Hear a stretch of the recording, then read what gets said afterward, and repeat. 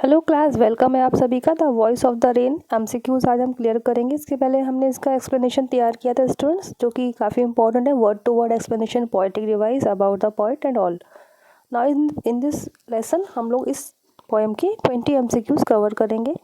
Important है, देखिए किस तरह से क्वेश्चन बनते हैं। और जब ये अभी हम लोग क्योंकि चैप्टर वाइज पढ़ रहे हैं, जब ये आपके सामने सारे ही मिक्स होकर आएंगे तब आपको इनका वैल्यू ज़्यादा समझ में आएगा। इसीलिए अभी इनको आप लोग सारे कॉन्सेप्ट फंडी क्लियर करके समझते चलें। The poem the voice of the rain is a conversation between poet and rain. तो पोइट और रेन के बीच की कन्वर्सेशन है। मैंने बताया था कौन सी पोएम है जिसमें कन्वर्सेशन बताई गई, तो वो वॉइस ऑफ द रेन है। What does the poet ask to the soft falling shower. Soft falling shower, soft falling shower means यहाँ रेन की बात चल रही। क्या पूछा उन्होंने उससे? तो हु आर यू, यही तो पूछा था, हु आर यू। और इस तरह से ओल्ड इंग्लिश में लिखा है आपकी पोएम में, आर्ट एंड दाउ, मतलब are you. Okay, who art you. Now what does the rain reply to the poet's question who are you. क्या इन्होंने रिप्लाई किया? That she is a poem of earth. कि कौन है ये? Poem है, अर्थ की पोएम है, धरती की कविता है। और यहाँ पे हमारा मेटाफर फिगर ऑफ स्पीच है। पोएम और रेन को कंपैरिजन किया गया है विदाउट यूजिंग लाइक और as word. Why does the rain tell the poet that she can not be touched. क्यों कहती है रेन पोएट से कि उसको टच नहीं किया जा सकता? Because she rise in the form of water vapour. देखिए, she can not be touched, इस वर्ड के लिए वन वर्ड सब्सटीट्यूशन जो आपकी पोएम में आया है वो वर्ड है इम्पैल्पेबल। वो अपने आप को इम्पैल्पेबल बताती है कि उसको अनटच किए, मतलब वो एक वाटर वेपर के रूप में, एक भाप के रूप में। जिस तरह से रेन जर्नी आपकी इस पोएम में दिखाई गई है ना, पानी जो बरसता है फिर भाप बनकर उड़ जाता है क्लाउड के फॉर्म में, देन अगेन रेन होता है। तो जो वाटर वेपर होता है वो इसको कहते हैं she can not be touched. B is right, she rises in the form of water vapour. From which two places does the rain rise in the form of water vapour.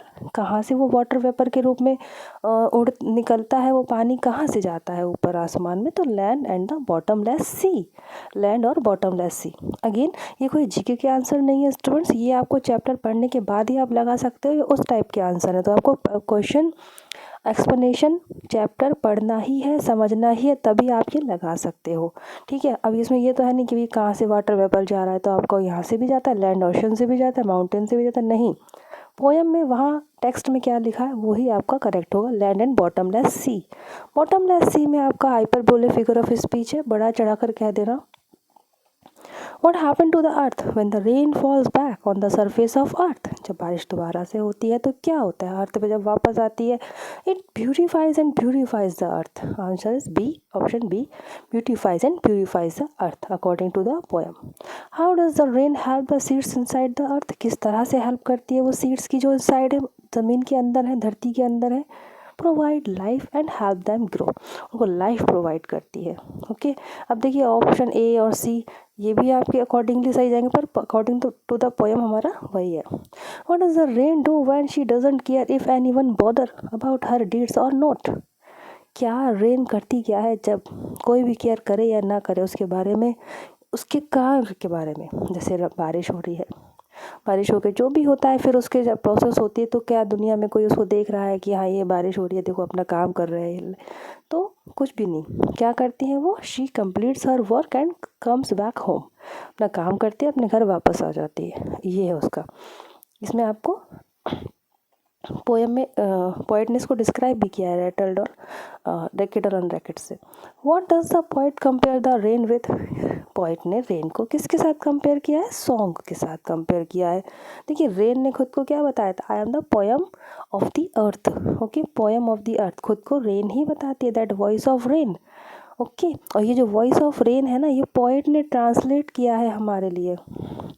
ठीक है, ये poet ने हमारे लिए translate किया है voice उसकी। जो एक्चुअली रेन तो बारिश हो रही थी, नॉर्मली साउंड जो रेन का होता है वो था नेचुरल साउंड, बट पोएट कहते हैं मैंने उससे पूछा, उसने मुझे जवाब दिया और मैं आप सभी के सामने ट्रांसलेट कर रहा हूँ। तो यहाँ पर पोएट ने रेन को सॉन्ग के साथ कंपेयर किया है।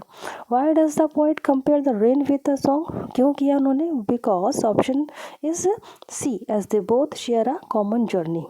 सॉन्ग की भी सेम जर्नी होती है, और सिंगर के हार्ट से निकलकर, कंपोज़र से निकलकर लोगों को एक रिलैक्स पहुंचाना, जो उसका कर्तव्य, जो उसकी ड्यूटी है सॉन्ग की, लोगों को रिलैक्सेशन देना, एक आनंद की अनुभूति कराना, लाइक तो वही चीज़ है रेन का भी, जो भी उसका काम है पृथ्वी पर पानी बरसाना और हर चीज़ को हरियाली देना, वो सब तो दोनों का ही सेम जर्नी है, उसके बाद वापस चले जाना। नेक्स्ट क्वेश्चन हमारा है from where does the song originate, song कहाँ से ओरिजिनेट आपका होता है। So the answer is from the, देखिए see, from the heart of the singer, singer के हार्ट से।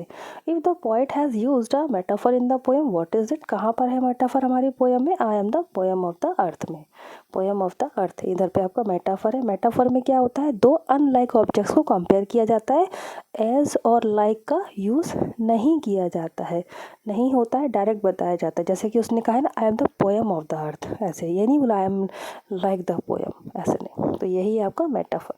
What hyperbole was used in the poem, तो आपका बॉटमलेस सी में हाइपरबोले यूज हुआ है। Okay, I am the poem of the earth में metaphor है।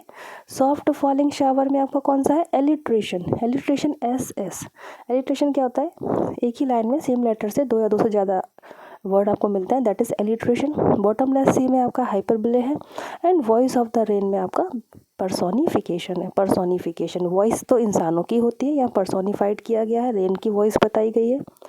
Next question, what happens to the rain in the sky, sky में rain के साथ क्या होता है, that its forms clouds, clouds बन जाते हैं, वो क्या होता है, या रेन ड्रॉप्स फॉर्म में रहते हैं, कंडेंस होता है या फिर वेपोरेट होता है, तो इसका ऑप्शन आपका ए हो जाएगा, रेन ड्रॉप्स फॉर्म, स्काई में रेन की जो ड्रॉप्स होती हैं वो फॉर्म होके क्लाउड बन जाती हैं। What does the word descend means, next question, descend means होता है कम डाउन, नीचे आना या बरसना, जो डिसेंड वर्ड हुआ है बारिश होने के लिए यही वर्ड यूज़ हुआ है ना, तो आपका descend. Why does the rain descend to the earth, क्यों आती है वो डिसेंड क्यों होती है अर्थ पे, answer is A, to wash the drought and provide water, पूरा ड्रॉट, पूरा सूखे को ख़त्म कर देने के लिए। व्हाट डज रैकेट और अनरैकेट मीन्स, केयर और not care, for option B, कोई केयर करे या ना करे, नो बॉर्डर, ये अपना काम करेंगी और प्योर तरीके से और फिर अपने वापस चले जाएंगे, सॉन्ग हो या रेन हो। Where does the song return in the poem, song return होके कहाँ चला जाता है, तो अपने ओरिजिनेटर के पास, to its originator that is singer. What is the meaning of who art thou? This means who are you? ये ओल्ड इंग्लिश के वर्ड है, इजी है, अब तो पता ही चल गए होंगे। What is the poem? Who is the poet of the poem? The voice of the rain. Answer is Walt Whitman. Full name is Walter Whitman. और ये जो है आपके अमेरिकन पोइट है, वॉल्ट विटमैन या वॉल्टर विटमैन। तो आज के इंपॉर्टेंट क्वेश्चंस हो गए हमारे, ये 20 क्वेश्चंस हैं। आप देखिए ये क्वेश्चन अभी आपने जब एक्सप्लेनेशन पढ़ के यहाँ आएंगे तो इजी लग रहे हैं, जब ये सारे एक मिक्स सेट के रूप में आएंगे ना, कहीं से भी किसी भी चैप्टर का एक साथ हमारे सामने आएंगे मिक्स सेट, तो थोड़ा सा हमको उस समय समझ के लगाना पड़ेगा स्टूडेंट्स। तो आज के लेसन में इतने ही पॉइंट्स, खुश रहें, पॉजिटिव रहें, जय हिंद।